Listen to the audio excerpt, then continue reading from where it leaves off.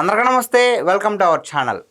కాకాని గోవర్ధన్ రెడ్డి గత కొన్ని గంటల నుంచి ఏ మెయిన్ స్ట్రీమ్ మీడియా చూసినా లేదంటే సోషల్ మీడియా చూసినా సరే ఇతని పేరే బాగా వినిపిస్తూ వస్తుంది. అసలు ఏం జరిగింది, ఆయన పైన పెట్టినటువంటి కేసు ఏంటి, ఈ అంశాలన్నిటిపైన మనతో పాటు చర్చించడానికి ఉన్నారు పొలిటికల్ అనలిస్ట్ అశోక్ కుమార్ గారు. సార్ నమస్తే అండి. నమస్తే అండి. సార్, వైసీపీ మాజీ మంత్రి అయినటువంటి కాకాని గోవర్ధన్ రెడ్డి పైన చాలా కేసులు ఉన్నాయి. అయితే ఇప్పుడు సరికొత్త కేసు అయితే అతని పైన ఉంది. అదేంటంటే ఒక బాలిక పైన కొన్ని వివాదాస్పద వ్యాఖ్యలు చేయడం వల్ల అతనికి పోక్సో చట్టం కూడా పెట్టే అవకాశం ఉందని చెప్పేసి వార్తలు అయితే వస్తున్నాయి. సో అసలు నిజమేంటి, ఏం జరిగింది? కరెక్ట్గా సరిగ్గా ఒక వారం రోజుల క్రితము కొవ్వూరులో ఒక బాలిక మృతి చెందింది. ఓకే. ఆ మృతి చెందేదానికంటే ముందు ఆ పాప ఎవరైతే ఉన్నారో ఆ పాపని వాళ్ళు మైనర్సే బైక్లో తీసుకొని అంటే ఆ పాపకి ఇష్టం లేకుండా ఫోర్స్ఫుల్గా తీసుకెళ్ళినారు. ఇద్దరు పిల్లలు, మైనర్ వ్యక్తులు తీసుకెళ్ళినారు. అఘాయిత్యాన్ని పాల్పడినట్టుగా మనకైతే వార్తలు వినిపిస్తుంది. వాట్ ఎవర్ ఆ పోలీసు వారు కానీ, గవర్నమెంట్ కానీ, మెడికల్ హాస్పిటల్ కానీ ధృవీకరించే వరకు మనం మాట్లాడకూడదని చెప్పి అందరూ సైలెంట్గా ఉన్నారు. తర్వాత ఏమైందంటే ఆ పాప ఎక్కడ బయట చెప్తాదో జరిగినటువంటి విషయం అని చెప్పి వాళ్ళు ఆ పాప పైన దాడికి పాల్పడినారు, ఆ మైనర్ పిల్లలు. తర్వాత ఏమైంది, ఆ పాప కూడా మైనరే కదండి? పాప మైనరు. మేబీ వాళ్ళు క్లాస్మేట్స్ అనుకుంటాను, లేదా సీనియర్స్ జూనియర్స్, చిన్న పిల్లలు వాళ్ళు, మైనర్ పిల్లలు. అయితే ఈ పాపని తీసుకొని హాస్పిటల్ తీసుకెళ్లినారు. అది ఈ మధ్యలో ఏమైందంటే వాళ్ళ తల్లిదండ్రులు వాళ్ళ పాప ఇంటికి రాలేదని చెప్పి తల్లడిల్లిపినారు. అక్కడ ఇక్కడ వెతికేటువంటి క్రమంలో ఈలో పోలీస్ స్టేషన్లో కూడా కంప్లైంట్ చేశారు. మా పాప కనపడలేదు సార్, ఎట్లా సార్ అని అడిగితే మొత్తం మీద ఫైండ్ అవుట్ చేశారు, ట్రేస్ చేశారు, తీసుకొని మెడికల్ ఎగ్జామిన్స్ అన్ని చేశారు. చూస్తే ఆ పాప పరిస్థితి మరీ దారుణంగా ఉన్నది. మళ్ళీ అక్కడి నుంచి ఏదంటే నెల్లూరు కేంద్రంగా ఉండేటువంటి పెద్ద హాస్పిటల్ తీసుకెళ్లారు. అక్కడి నుంచి మళ్ళీ చెన్నైకి తీసుకెళ్లారు. ఆ హాస్పిటల్లో అంత వసతులు లేవు, కుదరట్లేదు, ప్రాణం నిలబెట్టేదానికి అవ్వలేదు ఆ రోజున. సరే అని చెన్నైకి తీసుకెళ్ళిపోయినా కూడా మొత్తం మీద 6వ తారీఖు అనుకుంటాను ఆ పాప ప్రాణం అయితే నిలబడలేదు. అది జరిగినటువంటి వ్యవహారం. ఇప్పుడు నేను చెప్పిన దాంట్లో ఎక్కడైనా ఆ పాప పలానా సిద్ధవరం పల్లో, ఇంకొకపల్లో, ఏదో ఒకటి పలానా ఇదో ఈ కుర్చీ పల్లో ఏదన్నా చెప్పలా కదా. ఆ పాప తల్లిదండ్రుల పేరు చెప్పినానా, ఆ పాప పేరు చెప్పినానా? మాట్లాడేటప్పుడు కొంచెం పద్ధతిగా, అసలు అందరికీ తల్లిదండ్రులు ఉంటారు, వాళ్ళ బంధువులు ఉంటారు, రకరకాల మనోభావాలు రకరకాలుగా ఉంటాయి. సంఘటన జరిగింది కానీ అటువంటి పునరావృతం కాకుండా ఆ తల్లిదండ్రులు ఎవరైతే బాధపడినారో ఆ తల్లిదండ్రులకి ప్రభుత్వం అండగా ఉండాలా. ఎవరైతే ఈ కార్యక్రమానికి ఆ చెత్త పనికి పాల్పడినారో వాళ్ళు శిక్షించాలా. ఓవరాల్గా మనం ఉండేటువంటి మంచి ప్రభుత్వం ఆ ఇద్దరు పిల్లల్ని తీసుకొని పోయి కోర్టులో ప్రొడ్యూస్ చేసింది. కోర్టులో ప్రొడ్యూస్ చేసినప్పుడు ఏమైందంటే వాళ్ళు మైనర్ పిల్లలు కాబట్టి వాళ్ళు జువెలిన్ కోర్టులో మొత్తం తీర్పు వెలువడించి వాళ్ళని తీసుకొని పోయి జువెలిన్ జైల్లో పెట్టారు. ఇది ఓవరాల్గా జరిగినటువంటి వ్యవహారం. ఇక్కడ నేను చెప్పిన దాంట్లో వైసీపీ పిల్లలకి నేను ఏడన్నా ఒకవేళ అన్నానంటే నాకు ఎంతసేపు, అర్ధ నిమిషం పని, ఏడా అనాల్సిన పనిలే. ఎవరో తప్పు చేశారు, అది చాలా దారుణము. ఈ క్రమంలో ఎక్కడ లేని రోషం పుట్టుకొచ్చిందో ఏమో కానీ కాకాని గోవర్ధన్ రెడ్డికి జనరల్గా వీళ్ళు సామెతలు వాడుతూ ఉంటే శవాలపైన పేలాలు వేరుకునే వాళ్ళు, గోతికాడ నక్క మాదిరి వెయిట్ చేసేవాళ్ళు అని జనరల్గా అంటూ ఉంటారు కదా. ఇలాంటి వాళ్ళు చూస్తే అనిపిస్తుంది నిజంగా దారుణాతి దారుణం. ఆ మాదిరి పసిబిడ్డగా మాదిరి జరిగింది అనుకుంటేనే బాధ వస్తుంది. వీడికి ఎందుకు ఈ పాప గురించి మాట్లాడినప్పుడు మనం వాడు వీడు అనడంలో తప్పలేదని అనిపిస్తుంది. నేను మాట తూలే వ్యక్తినే కాదు. అయితే ఇతను తీసుకొని పోయి రాజకీయానికి అంటించేశాడు. కానీ రాజకీయానికి అంటే మీరు తగులుకోండి, టీడీపీ వాళ్ళు వైసీపీ వాళ్ళు బాహాబాహీలు చేసుకోండి, ఇవన్నీ చూస్తాను నేను, పెద్ద విచిత్రమేం ఎంతేం కాదు. ఈ క్రమంలో ఆ పాప తల్లిదండ్రుల పేర్లు, ఆ పాప పలానా ఊరు, నీకు ఎందుకు అవన్నీ అంటే అవన్నీ బయట పెట్టడం వల్ల అవన్నీ బయట పెట్టకూడదు. మీరు అన్నారు స్టార్టింగ్ లో పోక్సో చట్టం అని చెప్పి. ఇదే చట్టము గతంలో ఈ వైసీపీ వాళ్ళకి అట్రాక్ట్ అవుతూ ఉంటుంది.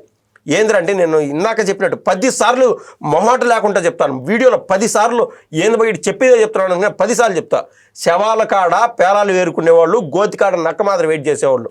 ఒక పక్క ఆర్కే రోజా కావచ్చు, మరో పక్క చెవిరెడ్డి భాస్కర్ రెడ్డి గారు కావచ్చు.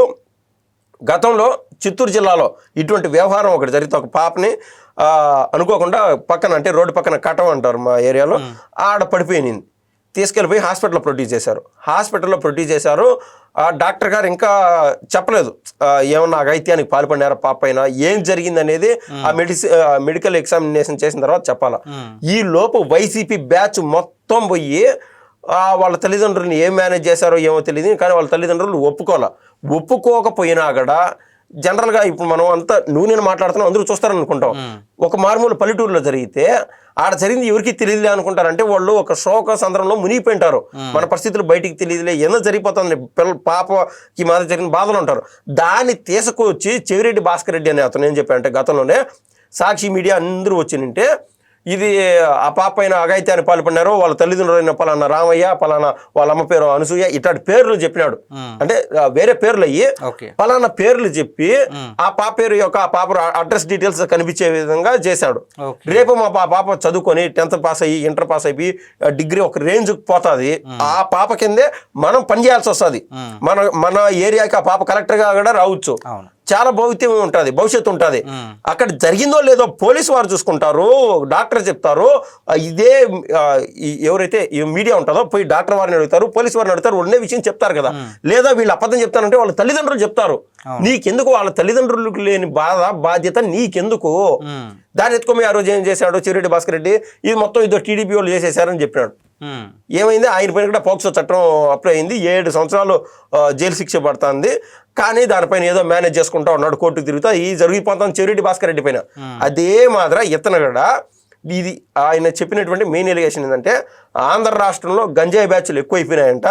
ఈ రకంగా ఇది ఒక్క ఎలిగేషన్ చేద్దాం అనుకొని చెప్పి ఆయన చేసినటువంటి పప్పులో కాలేశాడు అంట. చూడండి, ఈ చట్టాలు న్యాయాలు తెలియక ఆ పప్పులో కాలేశాడు. అది జరిగినటువంటి వ్యవహారం. అయితే ఇక్కడ ఆంధ్ర రాష్ట్రంలో ఎక్కడ గంజాయి ఎక్కువ పెరిగిపోయింది? అది అసలు ఈగిల్ టీం అని చెప్పి నువ్వు గతంలో ఎక్కడన్నా విన్నావా? ఏ రాష్ట్రంలో అన్నా ఈగిల్ టీం అని సపరేట్గా ఒక ఈ డ్రగ్స్ బ్యాచ్ని కట్టడి చేయాలా, పట్టుకోవాలా అని చెప్పే కదా ఇది చేస్తుంది. అంతెందుకండి, ఇదే కూటమి ప్రభుత్వంలో ఉండేటువంటి ఒక ఎమ్మెల్యే కొడుకు డ్రగ్స్ గంజాయి సంథింగ్ డ్రగ్స్ ఏదో కన్స్యూమ్ చేశాడని చెప్పి ఏమైంది? ఇదే నువ్వు జగన్మోహన్ రెడ్డి గారు చెప్పేటువంటి ఈటీవీలో మాట్లాడినారు, ఏబిఎన్లో మాట్లాడినారు, టీవీ5లో మాట్లాడినారు. వార్తల్లో సైడ్ చేసేయాలనుకుంటే ఇదే ఏ ప్రభుత్వానికి సంబంధించిన వ్యక్తే కొడుకే కదా అక్కడ ఉండేది. చెప్తున్నారు, 10 మందికి చెప్పినప్పుడు వాళ్ళ పరువు పోయినట్టు ఉంటుంది, వాటి జోలు పారు, దాని నుంచి సమాజంలో అది రిపీట్ కాకుండా పునరావృతం కాకుండా అందరూ జాగ్రత్త పడతారు. సో ఇక్కడ నేను సాక్షి వాళ్ళకి మిగిలిన మెయిన్ స్ట్రీమ్ మీడియాకి ఎంత డిఫరెన్స్ ఉంటుంది చూడండి. ఏడ డ్రగ్స్ పెరిగిందనేది అవాస్తవం. గతంలో వాళ్ళు చేసింది స్కూల్స్లో కూడా డ్రగ్స్ పెంచుతూ ఉన్నారు. అది కావాలని మసిపూసి మారేడికాయ చేద్దామని చెప్పి వాళ్ళు ప్రయత్నం చేస్తారు. అంతేందుకు సాక్షాత్తు మాజీ ముఖ్యమంత్రి అయినట్టు జగన్మోహన్ రెడ్డి గారు తెనాలికి పోయి ఆడ ఇదే తాగిన మత్తులో ఆ కానిస్టేబుల్ని వాళ్ళు ఇష్టానుసారం హెరాస్మెంట్ చేసి కొట్టితే ఏం చేశారు? అప్పుడు బాధ్యత ఎవరిది? మా డ్రగ్స్ పెరిగిపోయిందని చెప్పి మీరు అనాలి కదా. ఆ రోజు అనాలి కదా మీరు టీడీపీ వాళ్ళని, జనసేన వాళ్ళని, ప్రభుత్వం ఏం చేస్తున్నారని. ఆ రోజు మీకు నోరు రాదు. ఈ మాదిరి డ్రగ్స్ వాడినారు, పోలీసు వాళ్ళు చొలిపినారు, సమాజం పైన పడతారని చెప్పి ఈ పోలీసు వాళ్ళు అరికాలు కోటింగ్ ఇచ్చితే అప్పుడు అమ్మ మా డ్రగ్ స్మగ్లర్ని, మా డ్రగ్ పెడ్లర్లని, పాపం డ్రగ్సే కదా, ఏమైంది మిమ్మల్ని ఏమైనా హాని చేశారని చెప్పి జగన్మోహన్ రెడ్డి గారు పరామర్శకు పోతాడు. ఇది యాడ విచిత్రమో యాడ విడ్డూరో నాకైతే అర్థం కాల. అసలే దొంగ అన్నట్టున్నది ఈ ఓవరాల్ వ్యవహారం. సో ఈ కాకాని గోవర్ధన్ రెడ్డి గారి ఈ కేసు అనేది ఎంత దూరం వెళ్ళిపోతుంది సార్? అంటే పోక్సో చట్టం పెడతారా, ఇది పెట్టేశారా, ఎంతవరకు క్లారిటీ వచ్చింది? అసలు ఇంకా పెట్టలేదు, ఇప్పుడు విచారణ దశలో ఉన్నది. అంటే పోలీసు వారికి పలానా అంటే జనరల్ పాలిటిక్స్ అండి. ఆ టీడీపీ వాళ్ళు చెప్పినారు, జనసేన వాళ్ళు చెప్పినారు, వాళ్ళు ఇమీడియట్ గా కేసులు నమోదు చేస్తే అదంతా ఉండదు. ఆయన మాట్లాడిన వీడియో అది నిజంగానే మాట్లాడినాడా, అది దేంట్లో అంటే మాట్లాడింది నిజమేనా, ఇవన్నీ చర్చ చేయడానికి తీసుకోవడానికి కొద్దిమేర టైం పడుతుంది, గంటల టైం అయినా పడుతుంది. అంత టైం కూడా లేదు గ్యాప్. ఇప్పుడు ఒక 10 గంటలకో 10:30కో పోయి ఆయన విచారణకంటూ హాజరవ్వాలా.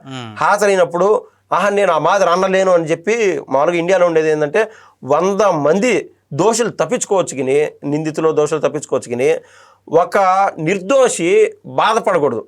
అంటే మంచి వ్యక్తిని తీసుకొని పోయి జైల్లో పెడితే అట్టుంటుంది. అట్లాంటి చట్టాల్లో లొసుగులు ఉన్నాయి, అందువల్ల ఇట్లాంటి వాళ్ళు తప్పించుకుంటూ ఉన్నారు. ఈయన పైన ఆల్రెడీ కేసులు ఇదే నెల్లూరు కేంద్రంగా క్వాడ్స్ మైనింగ్లు ఎక్స్ట్రాక్ట్ చేసి ఆడదారిని పోతా ఉంటే లారీలో అయిపోతూ ఉంటే, ఏది జనరల్గా మన ముందు లారీలు పోతా ఉంటే ఇష్టానుసారం దుమ్ము వచ్చి మన ఇంట్లో వస్తానే ఉంటుంది. మామూలుగా మెయిన్ తార్ రోడ్లు ఒక సిమెంట్ రోడ్లో పోయినప్పుడే అట్టాడిది ఆ క్వాడ్స్ ఇవన్నీ ఎక్స్ట్రాక్ట్ చేసేటప్పుడు పక్కన అన్ని దళిత వాడలు ఉండేది. ఆడ ఏదైతే కొండల ప్రాంతంలో ఉండదో, అన్న ఈ మాదిరి మాకు లివర్ క్యాన్సర్ వస్తున్నా, ఇబ్బంది వస్తుంది, ఊపిరి తీర్చుకోలేకుండా కనీసం రోడ్లు ఏంటన్నా మీరు ఏదని చెప్తే మీరు అది ఆపంటే ఆపరు, రోడ్లు ఏంటన్నా భంగపడిన పాపానికి SC ST అట్రాసిటీ కేసు పెట్టారు.